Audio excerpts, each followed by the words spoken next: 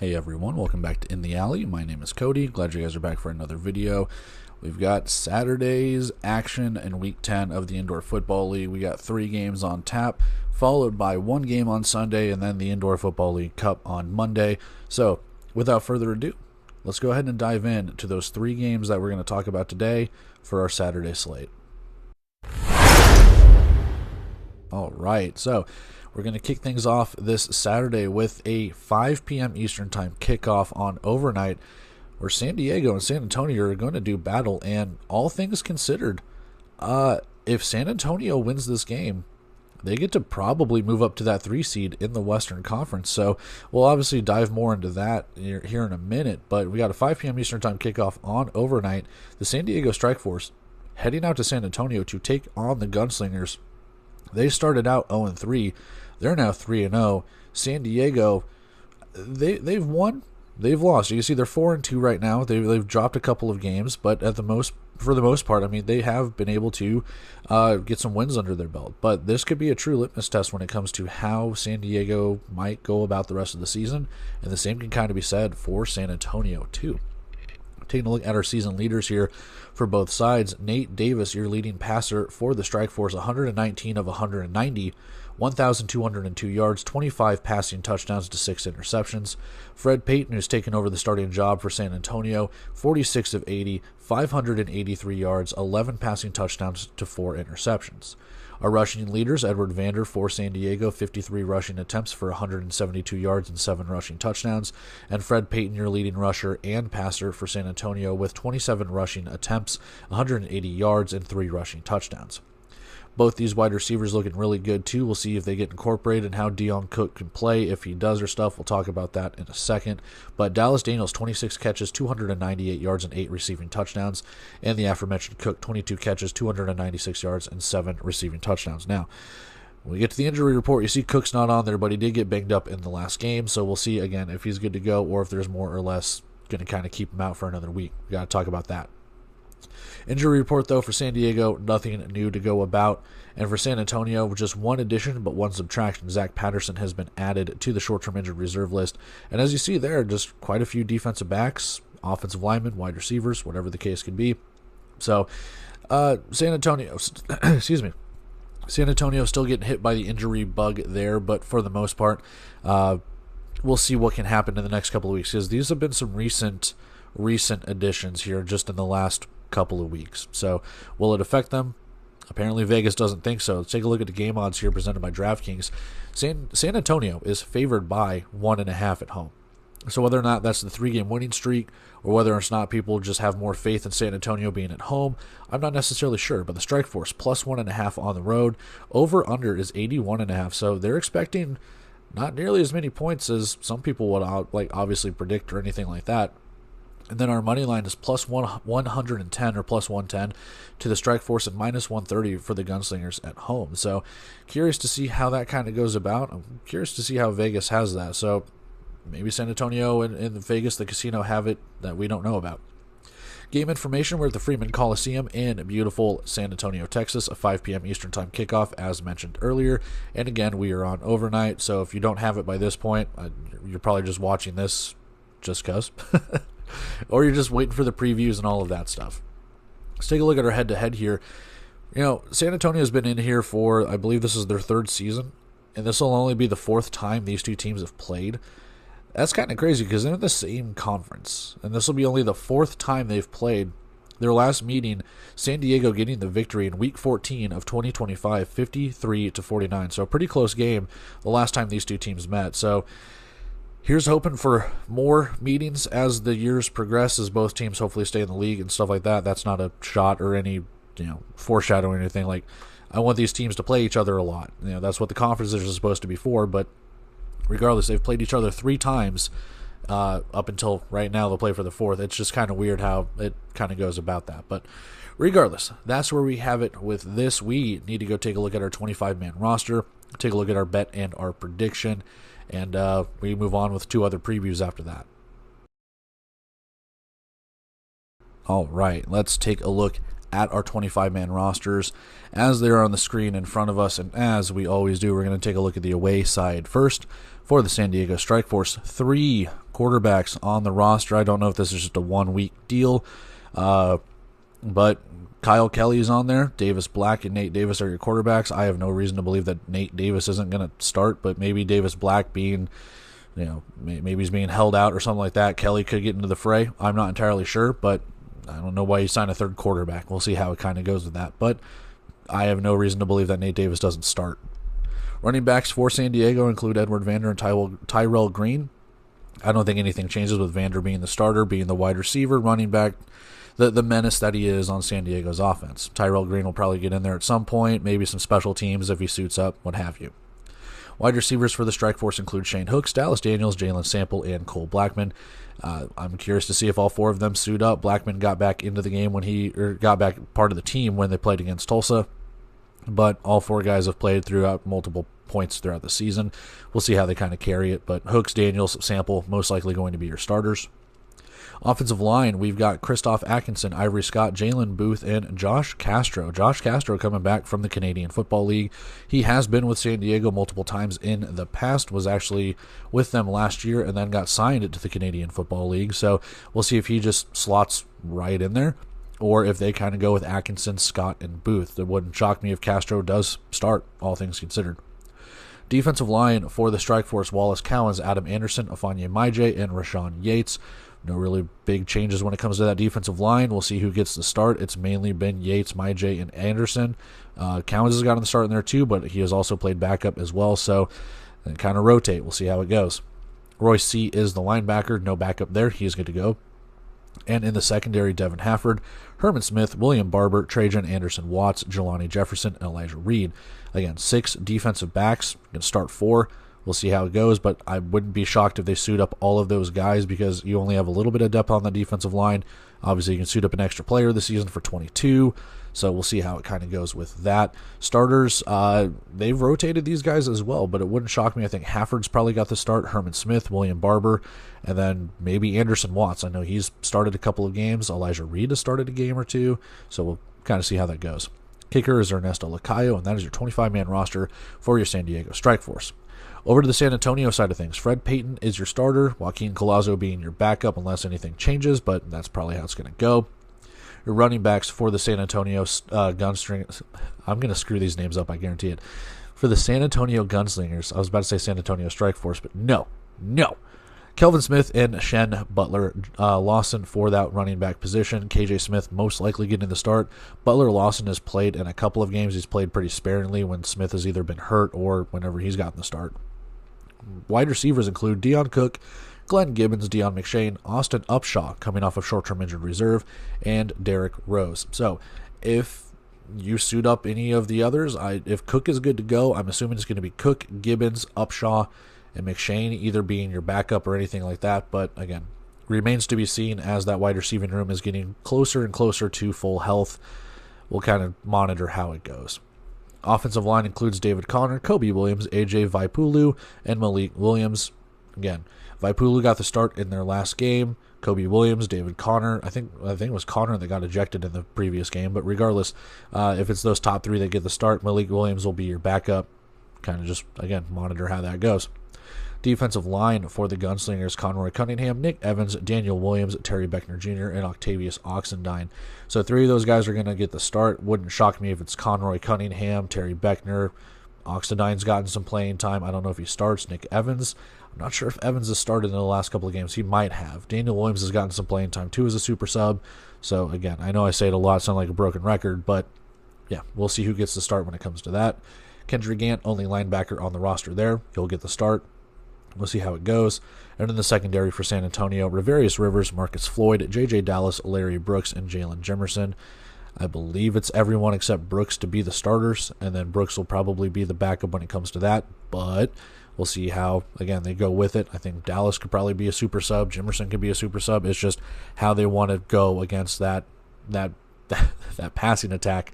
That is San Diego. Finally, your kicker is Tyler Huddle, and that's your 25-man roster for your San Antonio Gunslingers. That was your 25-man roster for the San Diego Strikeforce, and with that, we need to go take a look at our bet and our prediction. see what we can gather from this, and go for preview number 2 after that. All right, so we need to do our bet and our prediction, and I kind of alluded to it in the preview portion. I think the wrong team is favored. Give me plus 110 to the San Diego. Actually, give me plus 1.5. That way I get a little bit of wiggle room when it comes to San Diego. Now, I want to go money line, but if there is a chance that San Antonio does win by a point, at least it gives me that 1.5 for a hook. But I do think San Diego is going to win this one. However, I'll take a little bit less of the betting odds if I get a little bit more of a spread. I do think San Diego is going to win this one. Like I said, I think the wrong team is favored in this. San Antonio is running on a 3-game win streak, and kudos to them for doing exactly that. Yes, San Diego lost to Tulsa, I think, in their last matchup, but at the same time, I think San Diego is a better team than San Antonio. Now, can the Gunslingers win this game? Absolutely. In fact, again, they're favored to do so. I do like what San Antonio is starting to come into. I think Fred Payton is starting to find his groove at the quarterback position. There is some balance when it comes to the running game. Payton is able to scramble out. They are getting KJ Smith built into that running game along with the passing game too. Again, it remains to be seen what's going on with Deion Cook and how he was kind of hobbled in the last game for San Antonio. But with Austin Upshaw coming off of short-term injury reserve, that can help boost the wide receivers. On the defensive side of the ball, as we know, it's how do you stop the passing game? That is San Diego. So on the San Diego offensive side of things, Edward Vander being your running back, wide receiver, whatever he is, jack of all trades. Again, nothing to elude that Nate Davis isn't going to start with 3 quarterbacks on the roster, so maybe Kyle Kelly is taking over for Davis Black at the backup position for this week. Maybe more than that, I don't know. And then with the wide receivers with Hooks, Daniels, Sample, Blackman, I mean, we know that Nate Davis and company are going to throw the ball around. They're going to run the ball a little bit. I think this will be a good old-fashioned shootout. I don't necessarily know if the under will hit because I do think San Antonio can score points. I think San Diego's defense is a little ripe for the picking. Now, saying that, I know San Diego can get after offenses. They've proven it. But they have given up some points throughout the season, most notably, obviously, the Quad City. They did win, but they did give up quite a few points to Quad City. Tulsa is able to kind of put up points against them. They did have 40 put up against them with Northern Arizona. So, yeah, they can get got. They lost 2 games. However, I don't see it this way. I truly don't. I think San Diego wins this one. My prediction is 45-39, so a 6-point victory in favor of the Strike Force. But when it comes down to stopping the passing game, we also know that Edward Vander and company can run it. For San Diego, do some jet sweeps, do things like that. And we also know that if they can't get the long passing game going, we do know that San Diego is very good at those timing routes with those quick hitches, those passes to the flats, those screens, those dump-offs, quick slants, and what have you. So we know what San Diego is capable of. On the San Antonio side of things, if they can't get their offense going, and we've seen that multiple times throughout the season, I think San Diego could potentially make quick work with them, and it could be more of a blowout than what people expect. I don't think it's going to be that, but at the same time, if San Antonio's defense can hold San Diego's offense, again, I'm going to screw these names up. If the Gunslingers' defense can hold the Strike Force's offense and limit that passing game a little bit, San Antonio can stay in this. And then it's up to that offense. Can that passing game go up against that secondary? Can they go up against Roy C., who's probably going to blitz and try and throw Fred Payton off of his game? How do they go about that? So ultimately, it's can you get pressure on the quarterback on both sides? That's the easiest answer against San Diego. I say it in damn near every preview against San Diego. Can you make Nate Davis uncomfortable? Most times that answer is no. On the flip side, can you make Fred Payton uncomfortable? Chances are possibly, but he has the ability to use his legs to scramble out of situations and get his team into position to score points and advance the chains and do all of that stuff. I will be curious to see how that goes, because if Fred Payton can make the right decisions, I think San Antonio can do this. Not upset, but get into that realm where they have a possibility to. I'm not shocked if San Antonio wins this game, to be brutally honest with you. They can go and win 4 straight. I just think San Diego, again, recency bias all the way back to the offseason and everything. A lot of people picked them to the playoffs. A lot of people picked them in a championship game, to win a championship, whatever it could be. this is more of a prove-it game for San Diego. I think I said that against the Tulsa game too, but at the same time, each week is a prove-it week because you still have 2 teams ahead of you in the West. San Antonio needs this win because they do not want to fall behind in those 3 teams and have Tucson and New Mexico and Northern Arizona creeping down their neck. So that's where we have it. I think this could be a nice, hotly contested game. I think San Diego just flexes their muscle a little bit more in this one, 45-39, and I'm going to go plus 1.5 on this one. I am. I want to take that money line, but at the same time, I will go plus 1.5. That will be my bet for this. So that's where we have it with this. Let's go do preview number 2. All right, preview number 2. We have what should be, do I want to say game of the week? Yeah, game of the week. Let's call it game of the week, man. Why not? We have the 5-1 Jacksonville Sharks taking on the 5-3 Fishers Freight. A battle for bowl eligibility if they were college football programs. Someone's going to get win number 6 here. The question becomes, is it going to be Jacksonville going 6-1 to try and keep pace with Green Bay, who we'll preview in a minute, or is it going to be Fishers, who's hoping to get off a 2-game losing streak and go to 6-3 and keep pace with Green Bay and Jacksonville? You know, if Fishers wins this game, I think I can't remember if they actually go up above in the win percentage. I'd have to check the numbers and run the numbers and the algorithms and what. I don't care. I think they do, but regardless, this should be game of the week. We've got one team that's trying to get off the schneid a little bit, and Jacksonville that's just been kind of cruising, all things considered, since their loss to Vegas. 7 p.m. Eastern Time kickoff on Yahoo Sports. Man, both these defenses should be pretty good. Both these offenses should be pretty good. So it makes for a weird way to kind of go about in the betting process, but we'll obviously talk about that in a minute. Taking a look at our season leaders here, James Cahoon, your leading passer for the Sharks, 75 of 115, 1,018 passing yards, 17 touchdowns, only 2 interceptions. So I think I've said this in the offseason. What a pickup James Cahoon has been for Jacksonville, and obviously Sammy Edwards being the backup too. But coming over from Iowa, they've needed a passing style quarterback, and they've got that. So Jacksonville just hitting their stride when it comes to that. The opposite, though, the running quarterback, Felix Harper, 73 of 99, 728 passing yards, 16 touchdowns, 4 interceptions. So, again, what do you expect from a team that's going to run the ball a little bit? His numbers won't reflect that, but they kind of do. I mean, he's 300 away, less than 300 from James Cahoon, and he has 1 less passing touchdown. So, what can you have? Now, Jacksonville's not an air raid. They're more of a balanced offense, but, again, we'll talk about that in a minute. Jimmy Robinson, your leading rusher and receiver for the Sharks. Leading rusher, 65 attempts, 194 yards, and 10 rushing touchdowns. And Felix Harper, 93 attempts, 376 yards, 9 rushing touchdowns for the Freight. He's your leading rusher and passer for Fishers, and I believe he is the leading rusher in terms of yardage in the entire indoor football league. So they're probably going to rely on his legs and rely on his arm throughout this game.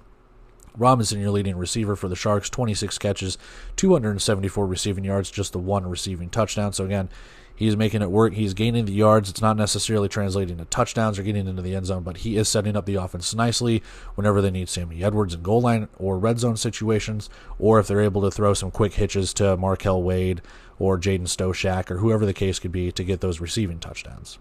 Leading receiver, CJ Wyndham, 25 catches, 253 yards, and 4 receiving touchdowns. So again, catching when it matters most. Stokes will get in there and stuff like that, but again, we'll touch on that later.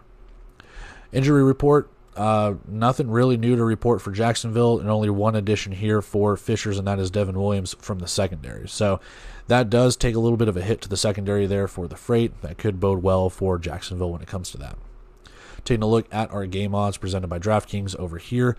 -4.5 for Fishers at home. So even though they've lost a couple, they still think that they can get back to their winning ways with this win, or potential win, dare I say, because they're favored. They're at home. They've played really well at home. They're 3-1. Jacksonville, they want to crash the party. They're 2-1 on the road. The chance to go 3-1 here. We'll see how it goes. But over under of 87.5 plus 142 to the money line for Jacksonville if you want the road upset, and -170 for the home favorite for the Freight. We are at the Fishers Event Center in beautiful Fishers, Indiana, with a 7 p.m. Eastern Time kickoff, as we mentioned earlier, on the Yahoo Sports Network. So tune in to Yahoo Sports. Plenty of ways for you guys to watch it.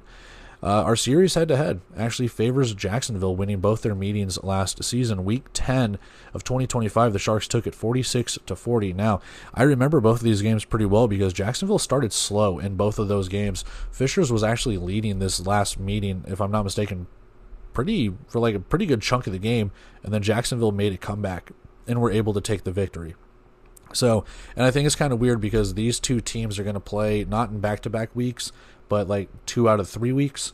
And I think they did something very similar to that last year as well. They either played in, I think they played in back-to-back weeks where 1 week was in Fishers and then the next week was in Jacksonville or vice versa. So, yeah, it's kind of weird how the schedule sets up where these two teams for the second year in a row are playing each other within like just a matter of like 2 weeks instead of playing in like week 1 and then week 8 or something like that. So, kind of crazy how that all goes.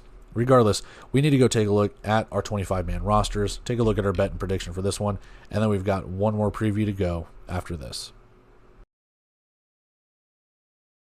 All right, we need to take a look at our 25-man rosters, just like we do every preview. Let's take a look at the away side first for the Jacksonville Sharks. Quarterbacks James Cahoon and Sammy Edwards. I expect both to play. Obviously, again, we have that red zone goal line package for Edwards, but Cahoon is going to be the starter. Running back is Jimmy Robinson. There's no backup to him, but he's a do-it-all kind of man, so expect him to be that do-it-all kind of man. Wide receivers for the Sharks include Markel Wade, Billy Bowens, Jaden Stoshak, Red Douglas, Jalen May, and Anthony Evelyn. It's a lot of wide receivers, and I think they went with 4, possibly 5, I can't remember, in their last game. I look for Bowens, Wade, Douglas, May, Stoshak. I mean, take your pick. They've all played at certain points throughout this season, so I think Wade, possibly Stoshak, Red Douglas are probably your mainstays. Bowens has been, special teams, that 4th kind of wide receiver. But so is Jalen May, so is Anthony Evelyn. So we'll see who suits up when it comes to that. Offensive line for the Sharks includes Baraka Beckett, Dante Lucas, Devin Hayes, and Kenny Furman. Again, all 4 of those guys will probably suit up and play. I believe it's Furman, Lucas, and Beckett will be your starters. Hayes has gotten a start, if I'm not mistaken. Maybe a couple of starts here. So again, we'll monitor how that kind of goes. I'm not necessarily sure, but I think Beckett and Furman are pretty much your mainstays. Maybe Lucas is as well, but regardless, I know all of them have played at some point. Hayes might be a starter at this point. I'm not sure, but regardless, that's how we have it. Defensively for the Sharks, Chris Rice, Devontae Davis, Jalen Williams, and D'Amico Rowland. Again, they roll 4 deep on that defensive line too. Rice and Davis are your mainstays, and then kind of pick between Williams and Rowland. I think Rowland has been kind of the starter lately, but Williams has played as well, and they have kind of traded off a little bit throughout the season. So we'll see how that goes as well. Linebackers, Isaiah Major, Michael Moore. Michael Moore earning Defensive Player of the Week honors last week, so more of that. Probably, no pun intended, but if he's doing what he did there last week, if he does that this week, maybe more accolades are his way, and maybe he solidifies that starting position as he has just kind of taken over for Isaiah Major. Now, that's not to say Major was bad, but at the same time, we don't know if he's nursing an injury. We don't know if they're just trying to find something different, but Michael Moore earning Defensive Player of the Week honors, they might have found something there, so we'll see. Secondary, Clay Fields, John Huggins, Chris Chukwuneke, Jamon Williams, and Andrew Volmar to round it out with Jamon Williams, former Quad City Steamwheeler, and Andrew Volmar.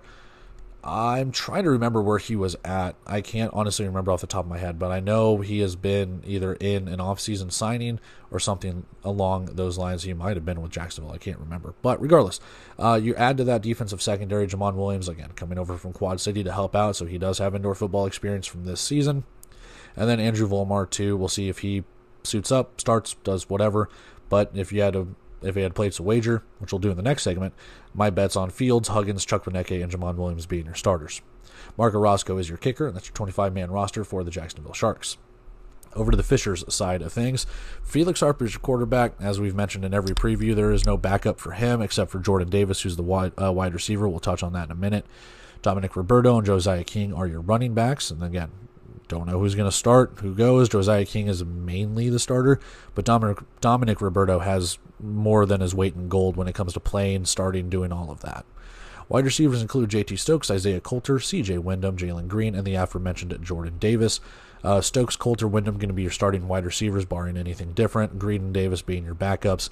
We'll see if both or if one suit up and how they go about it.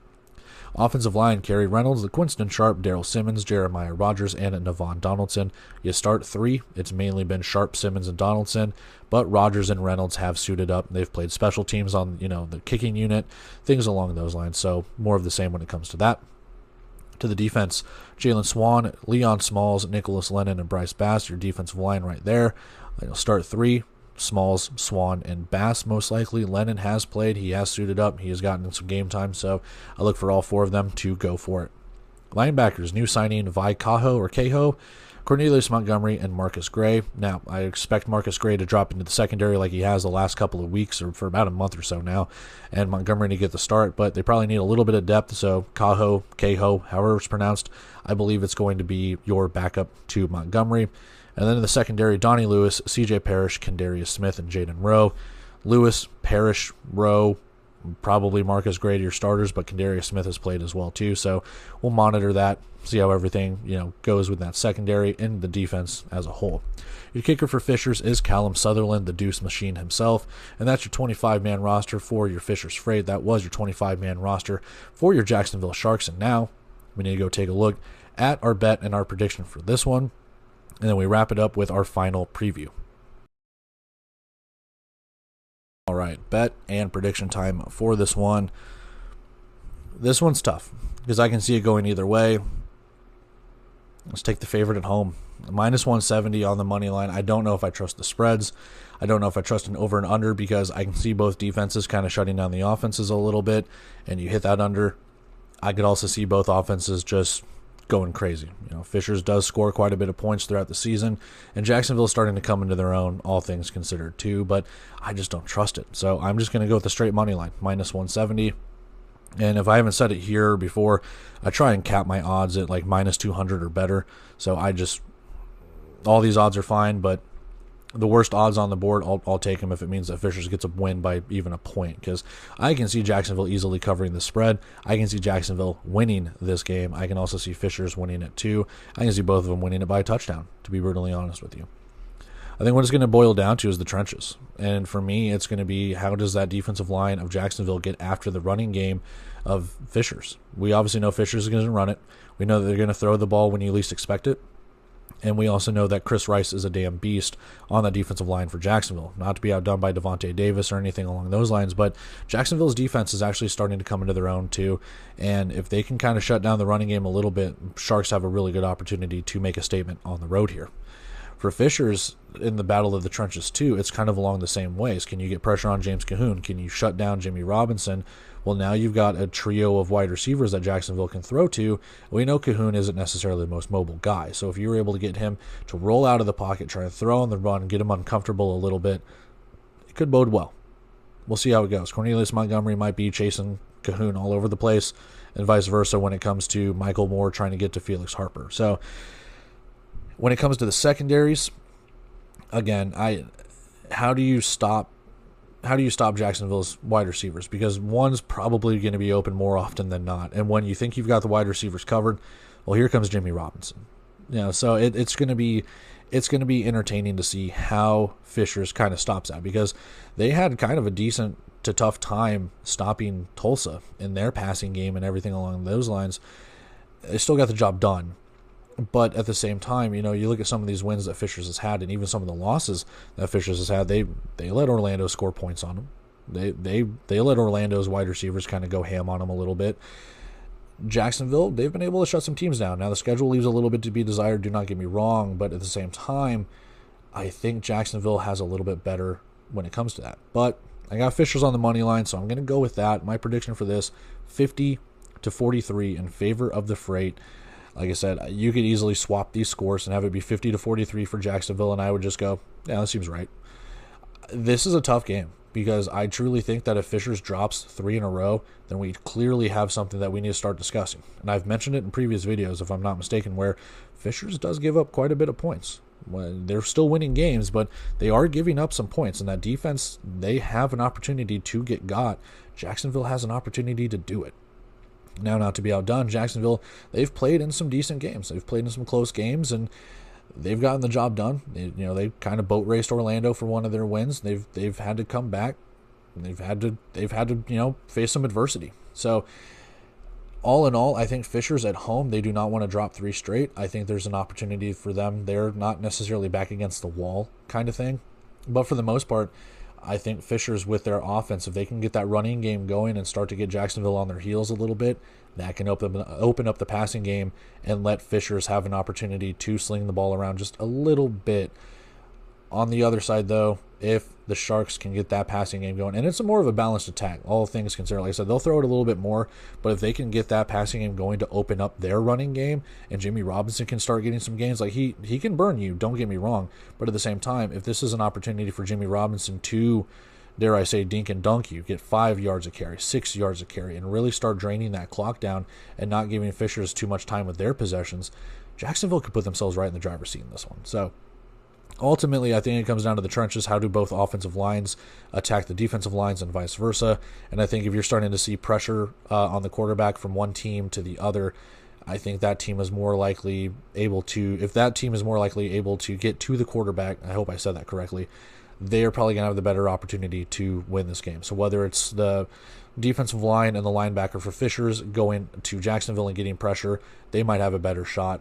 Vice versa. I think that's one of the things that we need to look at here is how well does the offensive line protect and how well are they able to keep with the running game and everything along those lines. So 50-43 Fishers with the victory and -170 on the money line for a best bet.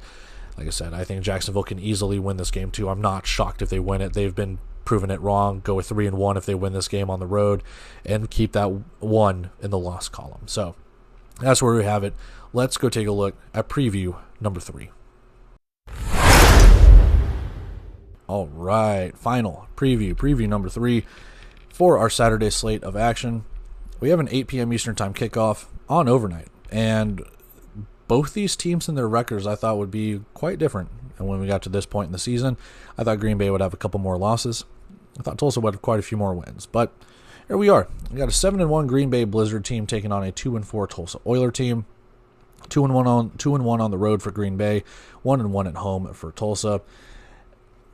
We got a team with its back against the wall. They've made a bunch of wholesale changes. We'll see if it makes any difference in the Oilers. We have a team that's pretty much status quo when it comes to the Green Bay Blizzard, and this team is just rocking and rolling. I don't know how this is going to go, man, because on the one hand, it's like Green Bay has an opportunity here to really, really make a name. Tulsa absolutely needs this win. They cannot drop to 2-5, otherwise the playoff races might just be down to 4 teams in the East. So they absolutely need this one to get inching closer to 500 and kind of put Green Bay a little bit on their heels a little bit, but regardless. Season leaders for both sides. Liam Thompson, TJ Edwards, your leading rusher and passer for both teams. Liam Thompson for Green Bay, 93 of 146, 1,245 passing yards, 29 passing touchdowns to just 3 interceptions. Not to necessarily be outdone, but TJ Edwards, 105 of 167, 1,193 passing yards, 22 passing touchdowns to just 2 interceptions. So both these quarterbacks just slinging the ball around and doing a pretty damn good job of doing it. Rushing leaders, again, same guys, usual suspects. 75 attempts for Liam Thompson, 283 rushing yards, 12 rushing touchdowns. And for TJ Edwards, 53 rushing attempts, 176 rushing yards, and 6 rushing touchdowns. We'll see what the rushing game has to offer for both sides. We know more of a balanced attack for Green Bay. We know more of a more of a pass than run offense for Tulsa. We'll see. Receiving leaders for both sides, Drayshawn Hudson, 200, my God, that's a lot. 25 receptions, 411 receiving yards, and 7 receiving touchdowns. And Jermaine Smith, 44 catches, 500 receiving yards, and at the start of this week, he was the leading receiver in terms of yardage in the Indoor Football League. Now he's going back and forth with Kean Williams in Quad City. And obviously Quad City played last night, so he's probably lost that crown, but he has a chance to get it back tonight. 12 receiving touchdowns for him. Taking a look at our injury report here, nothing really new to report for Green Bay, kind of the same guys that have been on here for the last couple of weeks or so. But for Tulsa, they've had quite a few additions with Draylen Ellis. Yes, Draylen Ellis, the former Tucson quarterback. He has been traded over here for Jerome Johnson. So if you remember Jerome Johnson in a Tulsa Oilers uniform, no you didn't, because he didn't play for him. Landon Burton and Nusi Milani are also added to the short-term injury reserve list, and that's where we have it with this. Taking a look at our game odds presented by DraftKings, we have -4.5 for Green Bay on the road, +4.5 for Tulsa at home as the underdog. We're expecting some points in this one. Over under 90.5. -170 for the Blizzard on the road, +142 for our underdog at home, who are the Oilers. BOK Center is our point of contention, our battlegrounds in this one. And again, 8 p.m. Eastern Time kickoff on overnight. God, I wish I was there. I truly wish I was there, man. But what can you do? Things fell through. Oh, well. Head-to-head features Green Bay. And, yeah, every time I see this, I'm like, no way is it what it is. Yeah, Green Bay has been kind of the Oiler killer when it comes to this one. They are green technology, baby.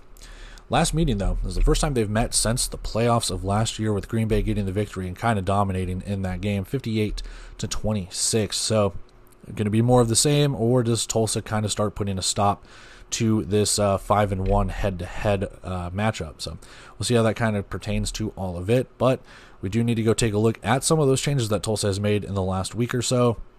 Maybe a couple of changes that Green Bay has or hasn't made. We got to take a look at our bet and our prediction with that too, and then we wrap everything up and we get out of here. All right, taking a look at our rosters. I almost said bet and prediction, but no, hey, our rosters are on the screen. Taking a look at our 25-man rosters for both sides, as we always do. We'd start with the away side for Green Bay. Cole Stenstrom, Liam Thompson, your quarterbacks. We know Thompson's going to be the starter, Stenstrom being the backup. Nothing really changes with that. Same thing here, pretty much with the running backs and wide receivers with your skill positions, and even the offense. I don't think anything's changed on the offense. DeMylan Brown, most likely going to be your starter at the running back position. Kyrie Brown being the backup when it comes to that. We'll see if Robinson suits up. He has in the last couple of games. I just don't know if he's really seen too much game action except on roughly special teams. Wide receivers include Drayshawn Hudson, Trayvon Alexander, Isaac Ross, and Terrell Carey. I'm expecting all four of them to suit up. Three of them are going to start. My money is probably on Hudson, Alexander, and Carey, although Ross does do really well in the special teams and the return game, things along those lines. So we'll see if it's more of the same here. Offensive line, Delvin Salter, Jamie Navarro, Dakota White, and Andrew Carter. I think it's going to be those bottom three that get the start. I think those are the ones that have been starting when Carter is healthy. Salter will mainly suit up, and we'll kind of see how we go with that offensive line, though. Defensive line, Tavon Grant, Jonathan Ross, Brodarius Lewis, Allen Henry, and Jaquan Griffin. They have shaken up the defensive line and how players have started. We've seen Jonathan Ross get the start. We've seen Allen Henry get a start. We've seen Jaquan Griffin get starts. Tavon Grant has as well. The only one that's kind of been the odd man out has been Brodarius Lewis. But at the same time, they normally run 5 deep on that defensive line to keep rotating and keep guys fresh. So it would not shock me if all 5 of these guys suit up, because I believe they suited up against Quad City in their last matchup. So more of the same when it comes to that, I'm betting. Linebackers, Brian Lee and Brian Horn. I think Lee's going to get the start. Brian Horn will play special teams. He will play some linebacker if he does, but we'll kind of see how that goes as well. It's kind of Brian Lee's when it comes to that. Defensive secondary, Marcus Hillman, Dorian Davis, Frankie West Jr., DeAndre Glover, and Ajay Snyder. For this, again, rotate your guys. I think West is there, Glover's there, Snyder, and Dorian Davis. Marcus Hillman has done special teams too.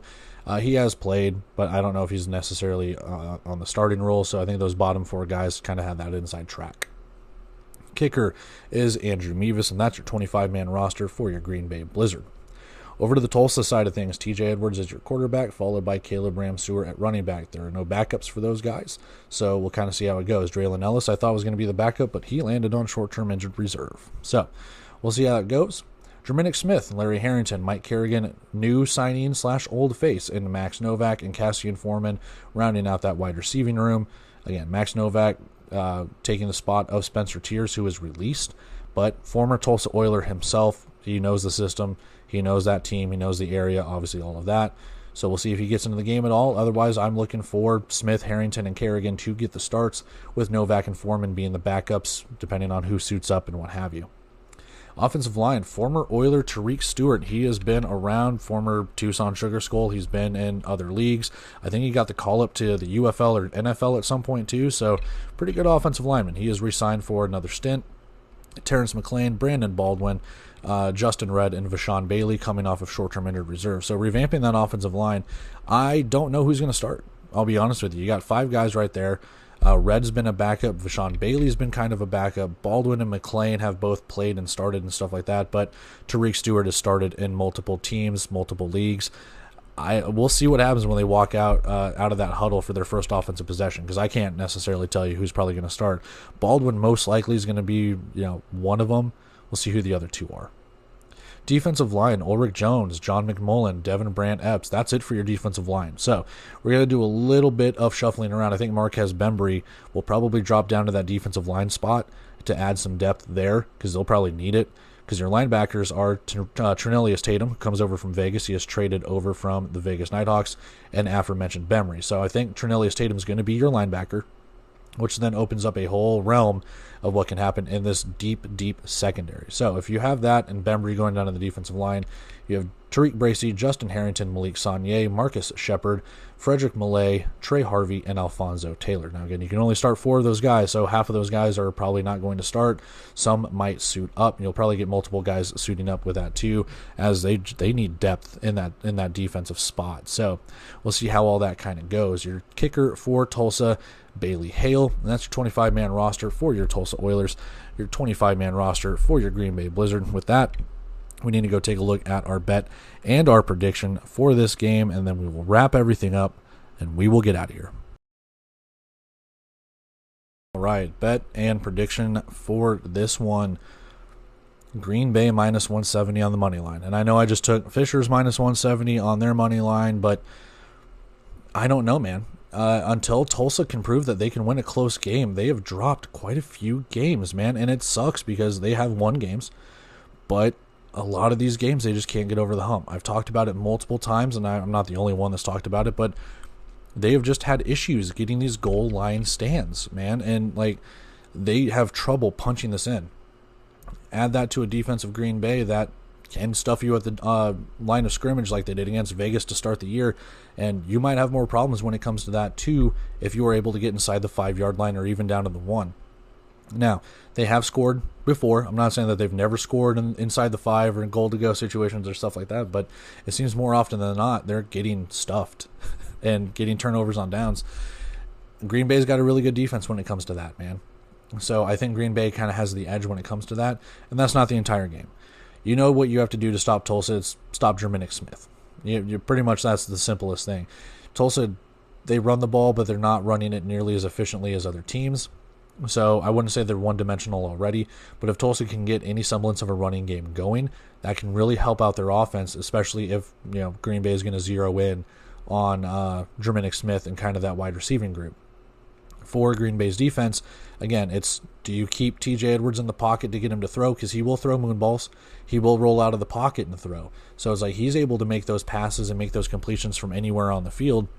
So do you kind of just drop into coverage and see if you wait for him to run and then wait for that defense to kind of stop him with that? It remains to be seen. I'm not necessarily sure. But at the same time, what I do kind of figure is if Green Bay can easily, Tulsa's going to gain some yards, but if you can limit that and get them into 3rd and 4th down situations, we'll see how it kind of goes. For Green Bay's offense, it's more or less most of the same of what they've done all season. Mixture of run and pass, Liam Thompson running the ball, handing it off to DeMylan Brown, doing everything like that. Get Trayvon Alexander in the jet sweep category, get Drayshawn Hudson to get some, passes over the middle, whatever the case could be. They will lull you to sleep, but they will also not be afraid to go tempo on you and do things along those lines. For Tulsa to kind of stop that, it's not necessarily a pick your poison kind of thing, but it's mainly along the lines of, can you stop their passing game and limit the defenses are kind of doing the same thing in my opinion. Can you limit the passing game and really force the other team to run the ball on you? Because we know that Green Bay's rushing offense has been good. Like I said, it's not what it probably was a year or two ago, but they're still running the ball really effectively. Can you limit that? Can you limit the passing game? And that's where I think Green Bay has the edge, because Green Bay has been able to put up points. Tulsa has too, but as we've seen, you get into these high-scoring matches, Tulsa starts to crumble a little bit. My prediction for this one, 52-46. It's yet another kind of 6-point, one-possession style win for Green Bay and a one-possession loss for Tulsa. Man, I don't know how else to kind of go about it. I've seen Green Bay win close games. I've seen them blow teams out. Tulsa's just kind of played these close games, man. Even in their win against San Antonio, they won by 7 points. I mean, they've got 2 wins, but you know what I mean. Like, they're winning close, they're losing close. Until they get over that hump and actually show me something, I just have a hard time betting against what Green Bay has been capable of doing. So I've got them here at 52-46, mainly because I think that they will have more depth. I think that they'll have the ability to move the ball a little bit. It's not to say Tulsa can't win this game, but anytime Tulsa's kind of had their back against the wall here lately, they have kind of crumbled. And if it changes, it changes, and they have an opportunity here to pull an upset. You can't go 2-5 here. You have to win this game. Otherwise, like I said earlier, you pretty much have those 4 teams in the East pretty much sewn up at this point. They're just jockeying for playoff position. Not to say that runs can't happen and teams can't lose, but if Green Bay wins this game and goes to 8-1, they have a really good shot at like clinching a playoff spot in a couple of weeks, man.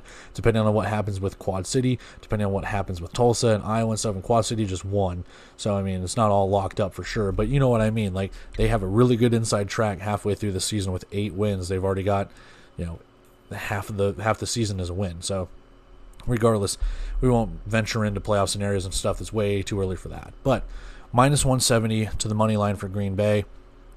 I think they win this one 52-46. Tulsa can win.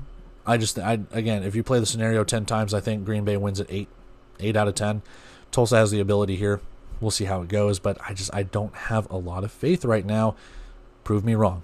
That's all I'm going to say to the Tulsa Oilers fans that watch this or anything. Just prove me wrong.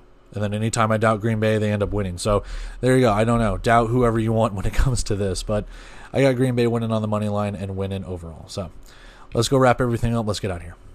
That is it for our preview of our Week 10 Saturday action. Just 3 games to speak of, but after this day, we'll have 4 games out of the 7 taken care of. We got 1 game on Sunday between Iowa and Northern Arizona, and then our 2 Indoor Football League Cup games on Monday, which, yes, there's Indoor Football League on Monday, noon Eastern time. And we'll talk about those previews later, but yeah, noon Eastern time. We're going to have some fun when it comes to that. So we'll preview that stuff when we get there. But yeah, we got a fun slate of action here with 3 games here, Yahoo, overnight, whatever the case could be. And we just kind of go from there. And we're at the midway point in this season. Playoffs right around the corner, and it's all downhill from here. And if you didn't get off to a hot start, and you're trying to climb back into it, or you're trying to jockey for a position, kind of see how it goes. But with that, I'm going to take off here, guys. I love and appreciate you all for taking the time to watch this or watch any part of it, 5-10 minutes, the whole thing, whatever the case could be. We go from there. But yeah, I'm going to take off here, guys. If you want to, like, comment, share, subscribe. If you don't, you don't. It's fine. I don't care. But regardless, we go from there. I will catch you guys in the previews for Sunday and Monday. And obviously the recaps will be coming out when the time allows. So with that, take off here, guys. See ya.